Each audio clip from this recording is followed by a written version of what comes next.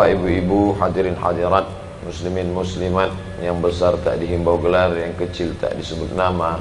InsyaAllah kita semua hamba-hamba dimuliakan Allah subhanahu wa ta'ala. Amin ya rabbal alamin. Kajian-kajian yang saya sampaikan bisa diakses melalui website www.youtube.com. Ada juga streaming yang bisa diulang kembali di FB atas nama Ustaz Abdul Somad. Banyak tanya jawab dari saudara-saudara kita yang mencari nafkah di luar negeri yang non muslim. Sampai sekarang saya ingat, Ustaz, apa hukumnya sholat di WC? Oh, kenapa sholat di WC? Karena atasan kami tidak mengizinkan kami sholat. Jadi saya lihat dulu gimana modelnya.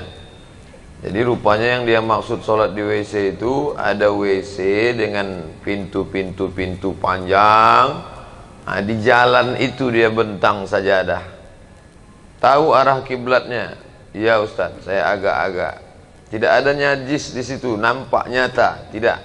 Insya Allah di dalam itu saja tempat buang air besar kecil, sedangkan jalan ini insya Allah suci bersih. Tak ada ruang sama sekali, tidak ada. Itu pun kalau sampai kami ketahuan nanti kami kena hukum. Jangan sholatlah di situ.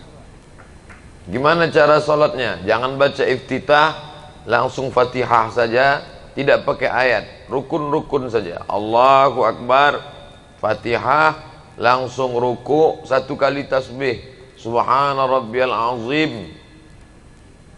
Subhana rabbiyal azim itu sependek-pendek itu makninah sah. Sami Allahu liman hamidah, Rabbana lakal hamdu milus samawati wa milul ardi wa milu ma syi'ta min syai'in ba'du. Allahu Akbar. Subhana rabbiyal a'la. Cukup. Allahu Akbar. Rabbighfirli warhamni wajburni warfa'ni warzuqni wahdini wa'afini wa'fu anni. Allahu Akbar. Subhana rabbiyal a'la. Allahu Akbar. Fatihah lagi terus supaya jangan sampai tertangkap sama sekali.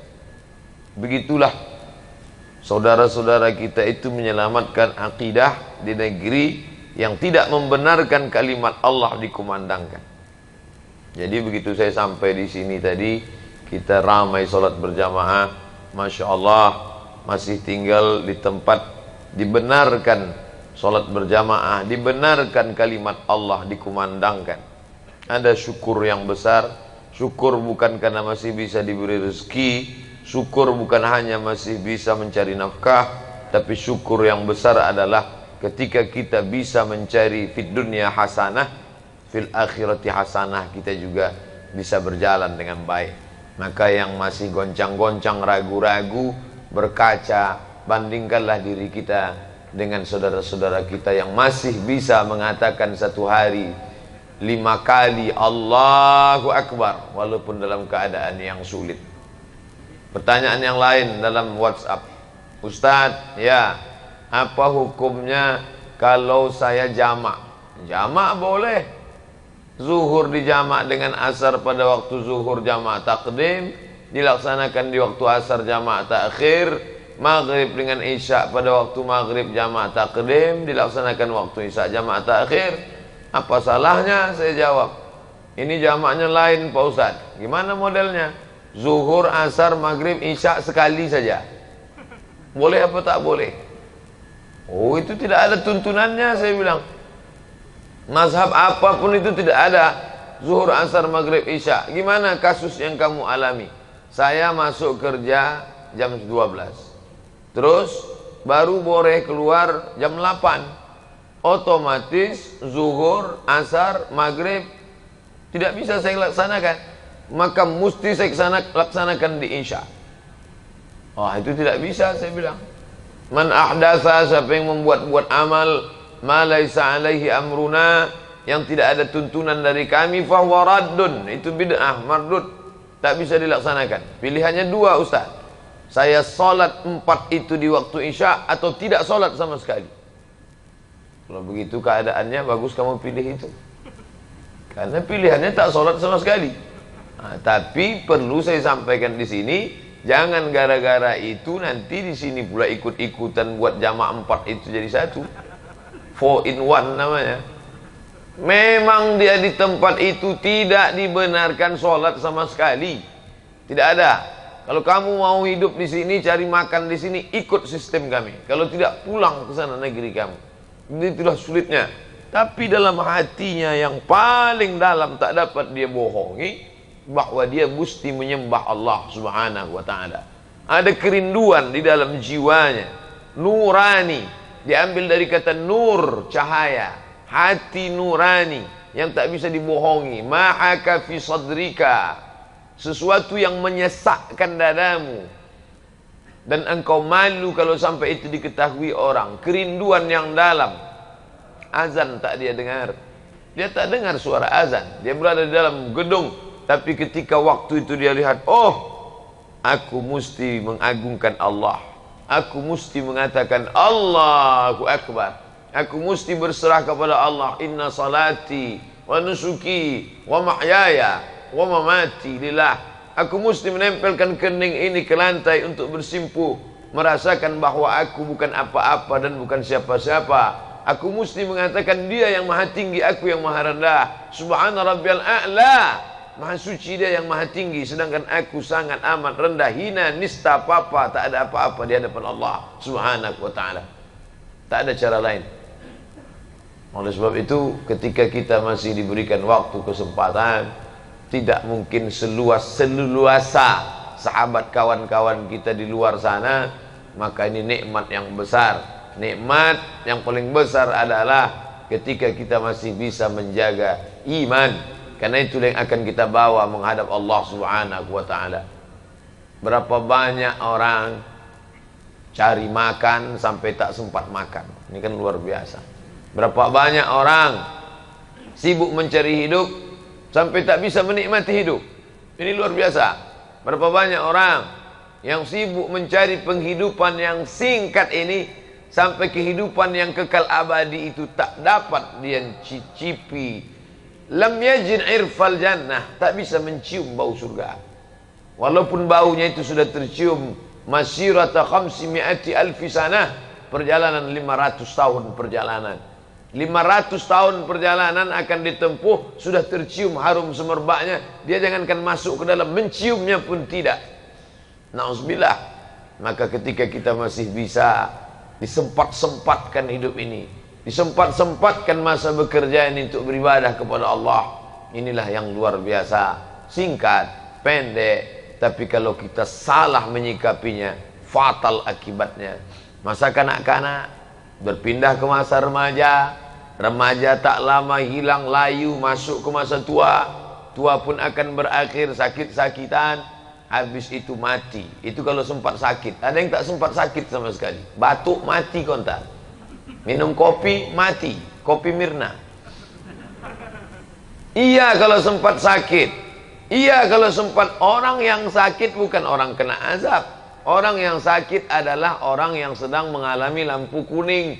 Di saat lampu kuning itu dia masih sempat merenung, oh aku sekarang sakit, gimana kalau besok mati? Aku sekarang sakit, melihat kawan sehat. Aku sekarang sakit, selama ini aku bergelimang dosa. Masih sempat sakit, masih sempat ada lampu kuning. Bagaimana kalau tidak sempat sama sekali? Berapa banyak orang yang merasa hidupnya masih lama, tapi kesempatan itu ditarik Allah Subhanahu wa taala fujatan, suddenly, tiba-tiba, tak sempat berpikir mati, langsung mati. Adinda, kita untuk muda ini enggak usahlah dulu menghadap Allah. Nantilah udah agak-agak tua, udah agak-agak layu, udah pensiun. Yakin betul malaikat maut datang setelah pensiun. Malaikat maut datang tak pernah melihat akte kelahiran. Malaikat maut datang tidak pernah melihat kontrak kerja. Yang muda jangan bangga, yang tua jangan putus asa. Yang sehat jangan merasa pede, yang sakit jangan merasa tak ada kesempatan untuk beribadah. Dalam Islam diajarkan Allah bersumpah sampai 6 kali demi waktu, menunjukkan peredaran waktu yang luar biasa. Waktu pertama fajar, terbit fajar, solat sunat fajar, solat subuh, wal fajri wa layalin ashri. Masuk waktu subuh, Allah bersumpah, was subhi idza tanaffas. Masuk waktu duha, Allah bersumpah. Wadduha wal laili idza saja. Masuk waktu siang Allah bersumpah. Wan nahari idza tajalla. Masuk waktu petang Allah bersumpah. Wal asri innal insana lafi khusri. Masuk waktu malam bersumpah 2 kali. Wal laili idza yaghsha. Wal laili idza saja. Kenapa Allah bersumpah demi waktu? Karena waktu yang kita terima ini tak ada yang gratis. No freelance, tak ada makan siang yang gratis. Kalau cuma makan siang yang akan ditanya Allah, insya Allah bisa kita bayar. Tapi kalau waktu ini yang akan ditanya oleh Allah Subhanahu wa ta'ala, aku beri engkau waktu 63 tahun, kemana engkau pakai? Rumah, kos-kosan, asrama, kerja, hiburan, mati. Kalau diputar, orang sedang duduk di tepi meja makan, melihat semut berjalan, sarang, makan, sarang, makan. Bolak-balik semut dalam tanah, ada nasi yang tercecer di tepi meja makan. Sarang tanah, meja makan, sarang tanah, meja makan, sarang tanah, meja makan, sarang tanah, meja makan, datang cicak, habis. Mati. Perjalanan manusia yang begitu singkat.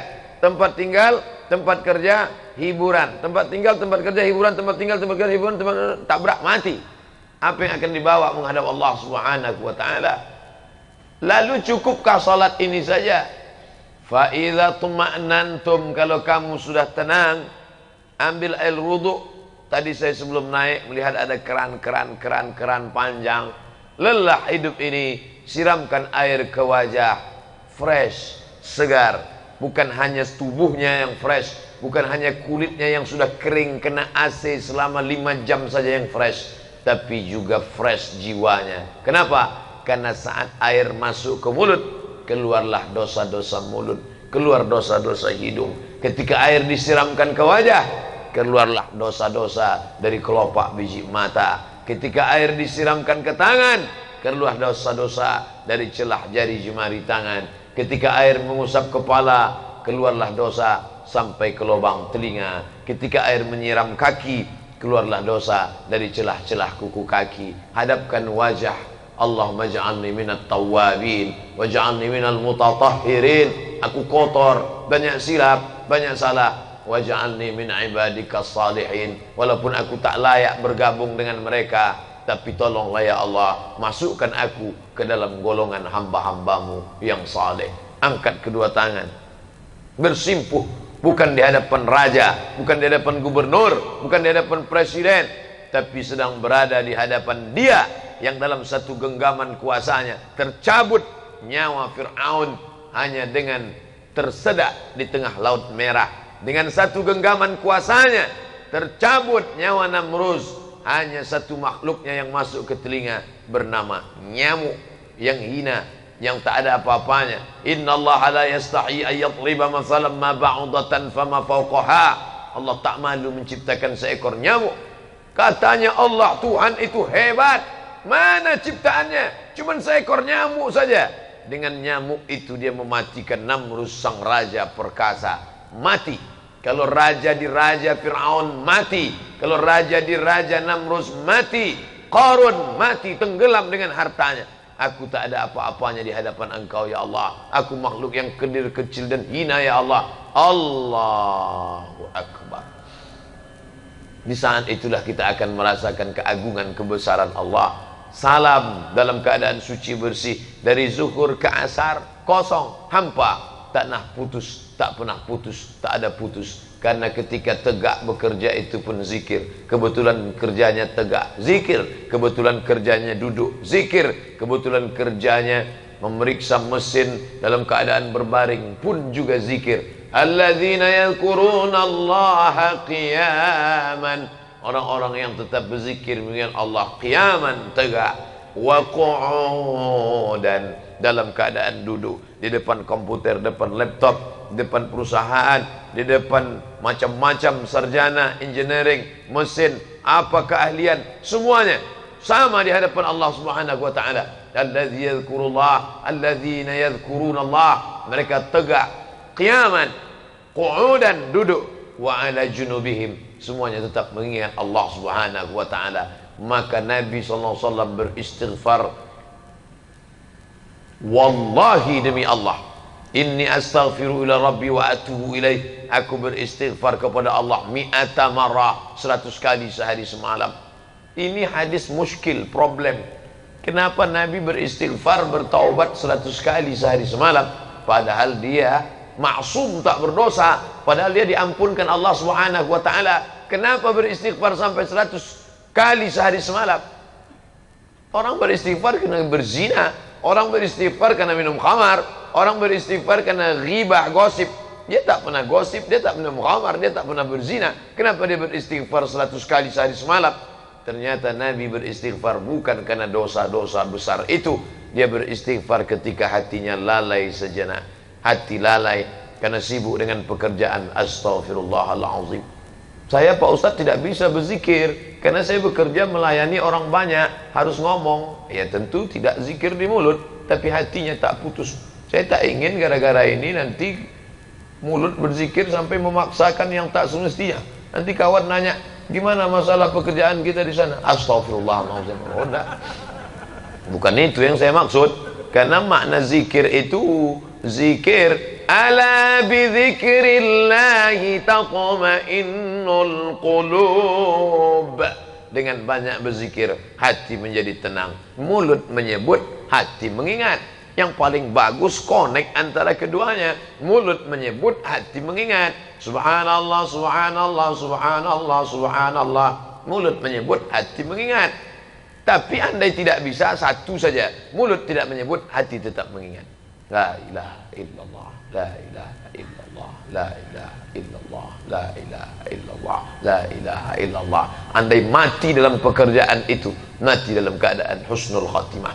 Bayangkan, mati sendirian, tidak ada orang yang membisikkan. Iya, kalau kita mati di dalam kamar, masih sempat istri anak membisikkan ke telinga, la ilaha illallah. Bagaimana kalau mati dalam keadaan kecelakaan lalu lintas, dalam keadaan pakai helm, jatuh, terkapar, datang orang bisikkan, la ilaha, mana bisa, tak masuk suara lewat helm. Siapa yang membisikkan saat itu? Satu-satunya yang menyelamatkan adalah zikir daim yang kekal, tak pernah putus dalam. Makanya buat subhanallah, la ilaha illallah, la ilaha. Saya alhamdulillah, semua orang yang naik motor saya perhatikan itu, alhamdulillah. Ternyata orang berzikir, walaupun naik sepeda motor dia buka helmnya, saya tengok mulutnya tak berhenti. Oh, zikir. Rupanya tak zikir, HP nyelip di samping. Sangka berzikir, main ngomong iya. Tak pernah putus dalam, asal lalai. Azan berkumandang, Allahu Akbar, Allahu Akbar, Allahu Akbar, Allahu Akbar. Mana bisa kami menjawab Allahu Akbar Pak Ustaz? Kami dalam WC, dalam WC tak boleh nyebut nama Allah. Mulut berhenti, hati tetap menyebut. Tak boleh menyambut azan. Ini masuk kamar mandi, terdengar suara azan, Allahu Akbar, Allahu Akbar, Allahu Akbar, Allah. Haram. Boleh, tapi di dalam tetap menyambut Allahu Akbar, Allahu Akbar.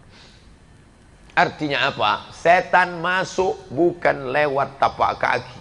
Dari mana dia masuk? Allazi waswisu fi sudur, sudur dada, fi sudurin nas minal jinnati wan nas. Kalau yang berbisik itu nas, nas yang berbisik. Mau kemana bro? Mau sholat. Alah ente sholat. Itu kawan kita sholat, rezekinya makin macet, hidupnya makin susah. Kemarin sebelum sholat nggak ada apa-apa, adem ayam tentrem. Begitu sholat 2 kali, hilang helm.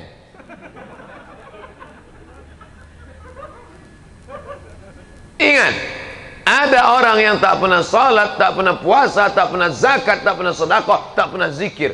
Hidupnya tentram, adem, ayam, tenang, rezeki melimpah ruah, anak segar bugar, kekuasaan tinggi.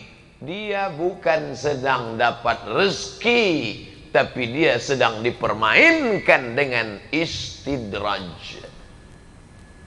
Sanastadrijuhum min haitsu la ya'lamun. Kami mainkan mereka dengan istidraj. Wa umli lahum, kuulur gajinya besar, kuulur rumahnya besar, kuulur mobilnya besar, kuulur kebunnya besar, kuulur mobilnya besar, rumah besar, kebun besar, bini besar. Dia menyangka sedang merasa dalam nikmat. Yukhadi'un Allah. Mereka menyangka sedang menipu Allah. Tengok, Allah kutipu. Nampaknya catatan malaikat sedang error nih. Wa huwa khadi'uhum. Allah yang sedang menipu mereka dengan permainan istidraj. Hati-hati. Kalau rezekimu melambung padahal kau tidak beribadah, waspadalah, kau sedang dimainkan dengan istidraj. Sebaliknya, ketika sedang khusyuk beribadah, semangat beriman sedang tinggi, rajin khusyuk, datang ujian, sabarlah. La yusibul mu'min min nasabin wala wasabin wala saqamin. Sakit, demam, susah hati, gundah gulana, hilang, mati. Itu tak lain tak bukan asyauqul ladzi yashtakuha. Sampai-sampai duri bunga yang menusuk tapak kaki. Jalan 10 orang, sama-sama enggak pakai sandal lari pagi, tiba-tiba kaki kita yang luka kena kaca, kena duri. Kenapa kaki saya? 10 orang sama-sama jalan, 9 orang enggak kena. Yang 9 itu satu pun enggak sholat subuh. Saya yang sholat, kenapa saya yang kena? Mana keadilan Allah? Allah sedang ingin membersihkanmu, hai saudaraku, sampai tidak ada noda di tubuhmu. Hatta yamshi 'alal ardi ma kanat 'alaihi khati'ah. Sampai kau berjalan di atas muka bumi tak ada dosa, noda, walaupun sebesar biji sawi.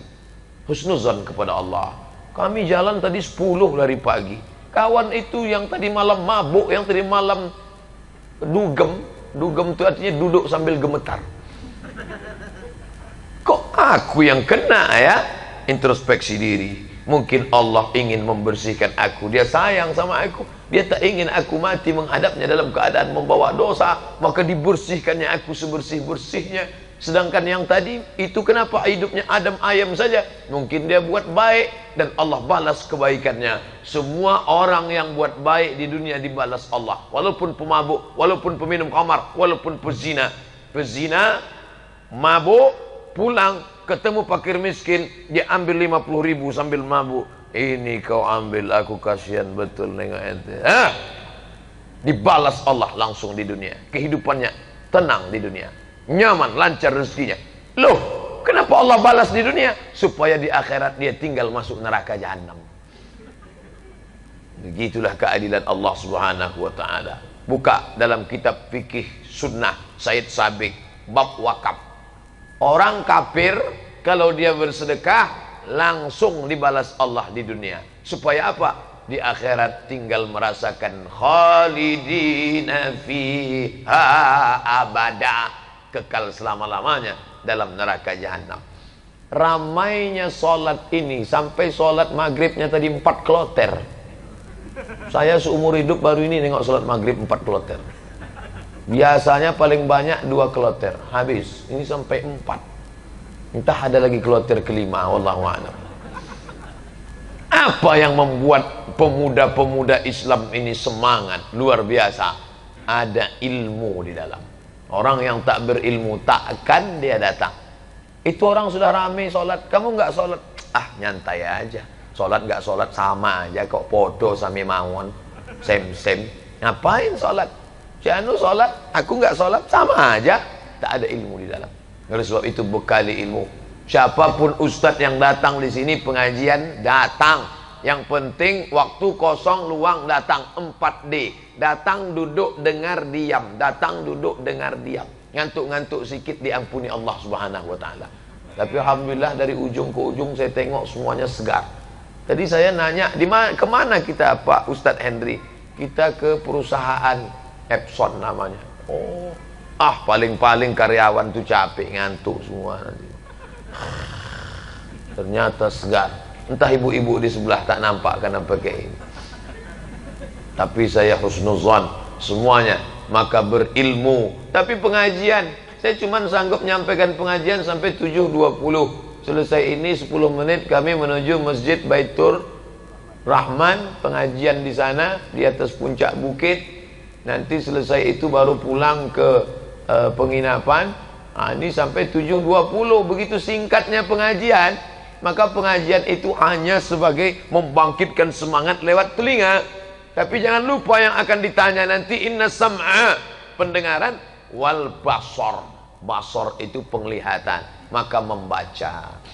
Untuk fikih, pertama saya bahas buku fikih. Kenapa fikih? Salat fikih, zakat fikih, haji fikih, umrah fikih. Maka belilah fikih, judulnya Fikih Sunnah Sayyid Sabiq, orang Mesir. Yang di bawah itu lagi paling tipis, Fikih Sulaiman Rashid, orang Lampung. 1935 dia sudah tamat Al-Azhar. Saya tamat Al-Azhar Mesir 2002. Dia 1935 sudah. Saya masih di alam goib, dia sudah tamat Azhar. Zaman Belanda dia sudah naik kapal tongkang, kapal laut, kapal kayu, berangkat ke Makkah, berangkat ke Mesir, tamat Al-Azhar 1935, pulang. Dia tahu anak bangsanya tidak bisa bahasa Arab, dia tulis fikih berbahasa Indonesia, dicetak oleh Bulan Bintang, dibaca oleh Buya Hamka waktu di Yogyakarta. Ketika dilihat Buya Hamka, bagus sekali buku ini, kata pengantar Buya Hamka. Andai aku menulis, belum tentu bahasanya seindah dan semudah ini, kata Buya Hamka. Buya Hamka memuji buku itu, kita beli buku itu. Saya ketika ceramah tentang buku fikih Islam Sulaiman Rashid, Ustadz Somad, itu yang Ustadz ceritakan tadi udah lama kami beli, udah baca, masih bersampul plastik Pak Ustadz. Tak ada gunanya cepat beli, tapi syukurlah dia sudah beli. Nah ini fikih saya Pak Ustadz, fikih Sulaiman Rashid udah, fikih sunnah udah. Saya mau yang fikih multi mazhab, supaya saya tidak menyalah-nyalahkan teman saya nanti kalau sholat. Oh bagus, fikih Islam wa adillatuh. Cara nyarinya Fikih Islam wa Adillatuh, sudah terjemah bahasa Indonesia Gema Insani Press, ditulis oleh ulama besar dari Suriah, Profesor Dr. Syekh Wahbah Az-Zuhaili. Semua mazhab ada. Mazhab paling tua Hanafi, meninggal tahun 150 di Kufah, Irak, ada.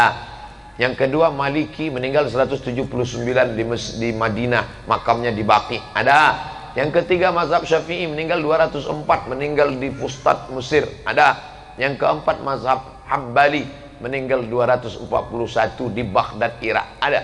4 mazhab dalam satu kitab. Bahkan ada mazhab-mazhab yang tidak populer lain untuk kita memperkaya perbendaharaan keilmuan kita. Bagus, baca pelan-pelan, yang paham, yang bisa mudah ditelan, yang mudah dicerna, baca. Ketika buntu, ambil pensil, garis, tulis catatan kecil. Halaman 49 juz 7, halaman dari atas, saya kurang paham. Nanti pas ada tanya jawab sama Ustadz, ada tanya jawab, Ustadz ya, ada yang mau saya tanya nih Pak Ustadz. Iya silakan. Tadi saya baru baca dalam Fiqhul Islami wa Adillatuh juz 3 halaman 49, 3 baris dari atas mengatakan begini. Apa tuh maknanya Pak Ustadz? Kata Ustadz, saya aja belum baca. Ternyata jamaah jauh lebih cerdas dari Ustadz. Anda adalah apa yang Anda baca. Fikih, oke. Saya Quran ini nggak paham kalau baca Quran Pak Ustadz. Beli tafsir. Tafsir siapa?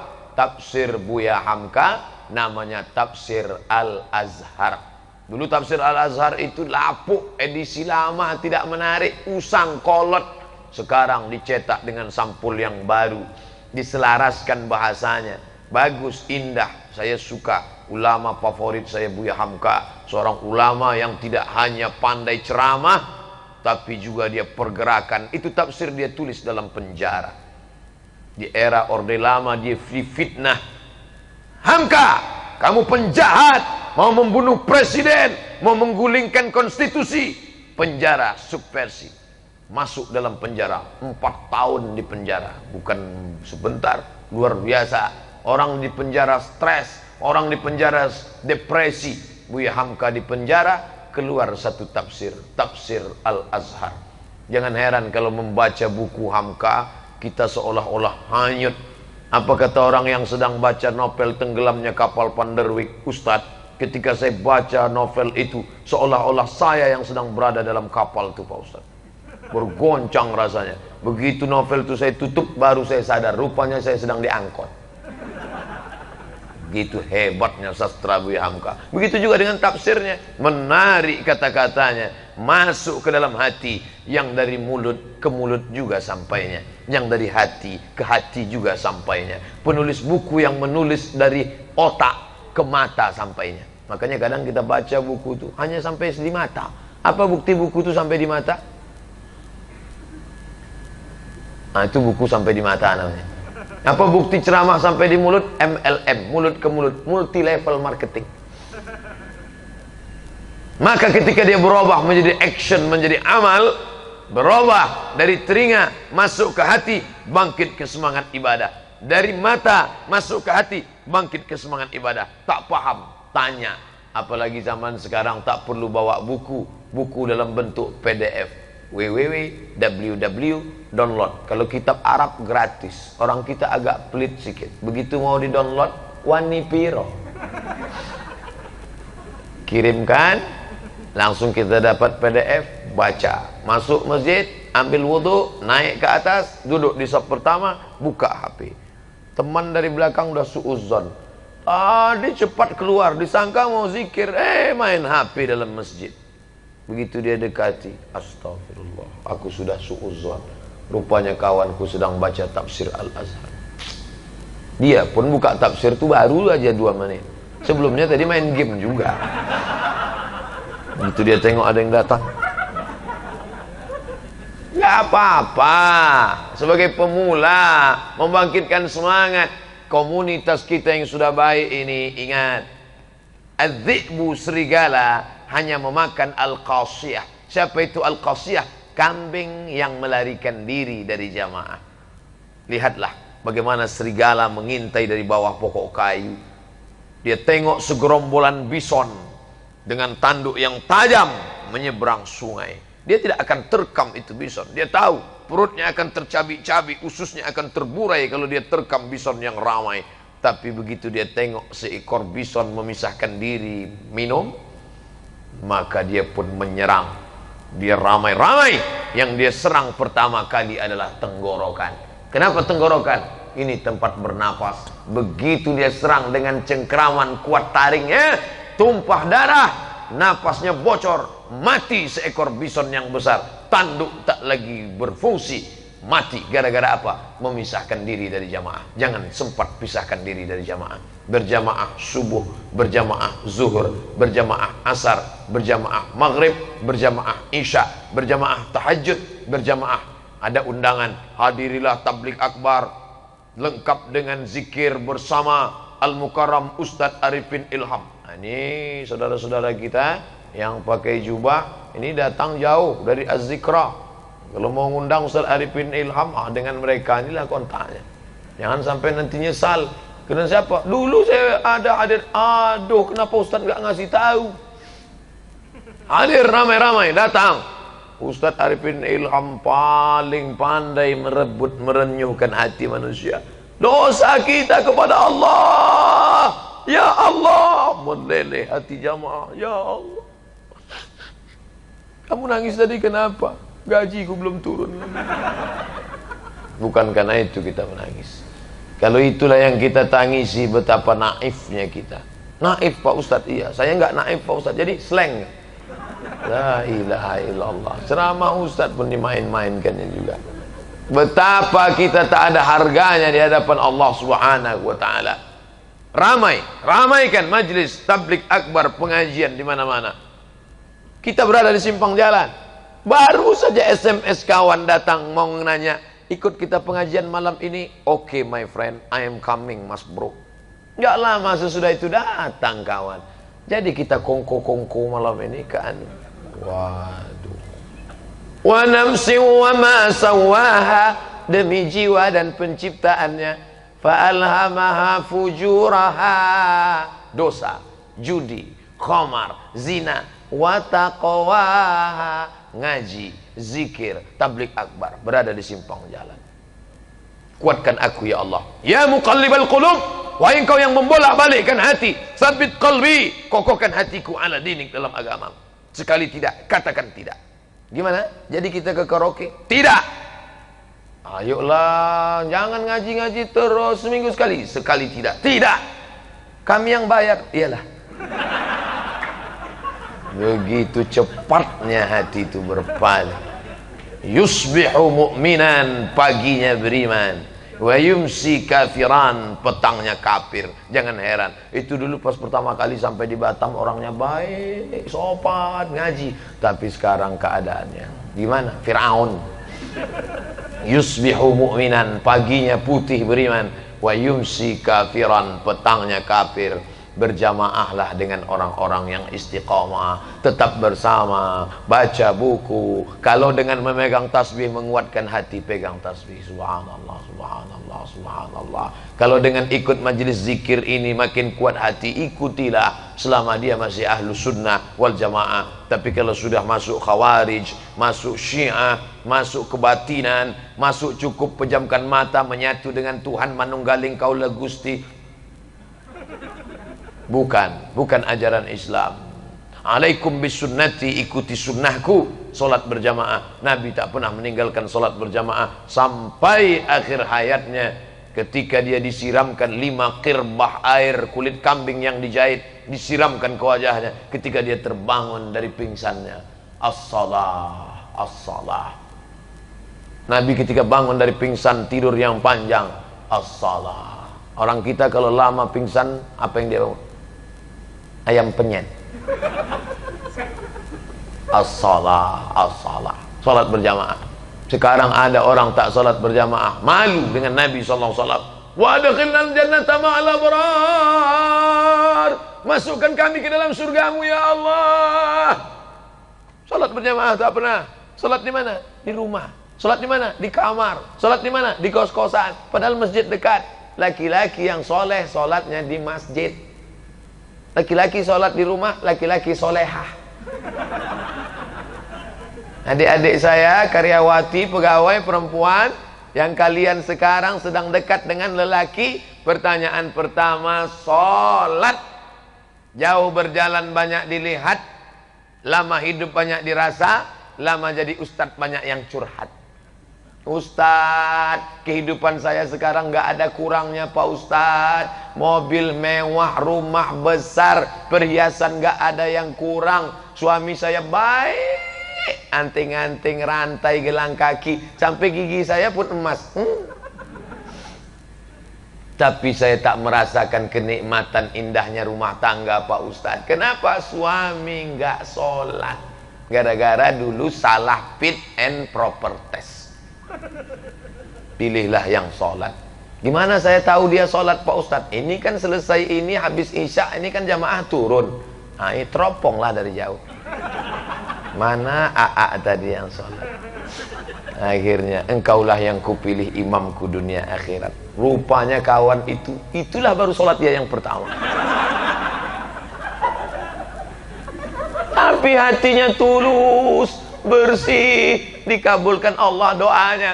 Apa kata Imam Asy-Syahid Ramadan Al-Buti, Muhammad Said Ramadan Al-Buti? Lebih baik engkau membawa ibadah dengan ibadah kepada Allah yang biasa-biasa saja, tapi dengan hati yang bersih, daripada ibadahmu banyak tapi hatimu kotor.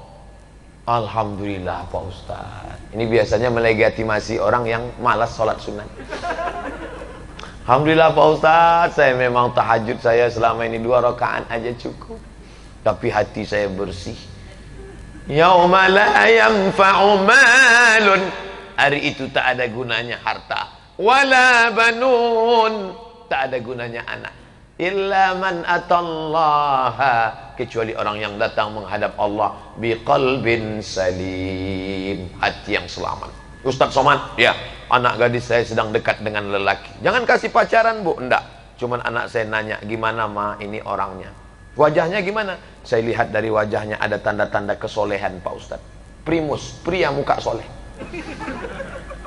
Bagus. Gimana saya tahu dia sholat Pak Ustaz? Apakah saya tanya dia, kamu sholat? Jangan Bu. Kalau ibu tanya, tentu dia ngaku sholat. Jadi gimana caranya? Anak ibu suruh dia SMS. Terus, ya, bisa ketemu besok. Kapan? Besok. Jam berapa? Jam 12:10. Tapi kita nggak bisa berdua ya dengan teman aku, karena kalau kita bertiga yang ketiga setan. Iyalah, Jam berapa? Besok jam 12. Besok kan hari Jumat. Di situ nanti baru ketahuan. Besok hari Jumat jam 12:10. Kalau dia mengatakan, "Oke my honey, I am coming," jangan terima dia, karena dia tak sholat Jumat. Tapi kalau dia mengatakan, "Mohon maaf Adinda, memang pertemuan kita ini jarang dan ini adalah kesempatan emas bagiku. Tapi karena besok aku harus menghadiri yang lebih wajib daripada ini, mohonkan aku maaf. Kalau kau bisa menerima aku, kan kupinang kau dengan bismillah. Tapi kalau kau menolak aku gara-gara ini, aku yakin kalau sudah dituliskan Allah rezekiku untukku, maka dia tidak akan lari kemana-mana. Bunga bukan setangkai, kumbang bukan seekor. Patah tumbuh hilang berganti, hilang satu tumbuh 1000. So sweet. Yakinlah saudaraku, iman menguatkan kita. Dengan iman hari ini kita bersama. Dengan iman kita akan mati. Dengan iman kita akan bangkit di padang mahsyar. Dengan iman itu juga kita akan masuk ke dalam surga dengan ucapan salamun alaikum. Selamat untuk kamu.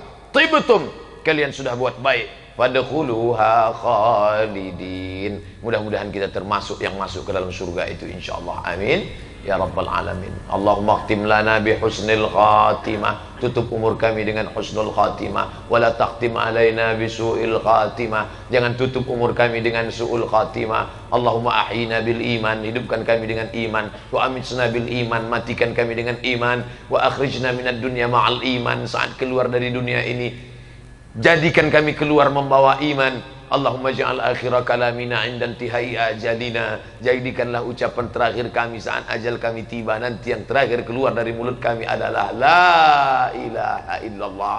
Godaan yang kami hadapi keras, dahsyat, ombaknya kuat. Kalau tak kuat tiang pancang kami akan hanyut dipukul ombak, dihempas gelombang. Ya Allah, ya muqallibal qulub, wahai engkau yang membolak-balikkan hati, sabbit qulubana, kokohkan hati kami, kuatkan iman kami ala dinik, dalam agamamu dan dalam ketaatan kepadamu ya Allah. Rabbana atina fid dunya hasanah wa fil akhirati hasanah wa qina azabannar. Wa sallallahu ala sayyidina Muhammad wa ala alihi wa sahbihi wa sallam. Walhamdulillahi rabbil alamin. Taqabbalallahu minkum minna wa minkum. Taqabbal ya karim. Mohon maaf banyak silap salah. Terima kasih atas segala perhatian. Jangan lupa sertakan saya dalam doa adik-adik saudara sekalian. Doa rezeki itu semua doakan, ya Allah matikan Ustadz kami Abdul Somad dalam husnul khatimah. Terima kasih. Wassalamualaikum warahmatullahi wabarakatuh.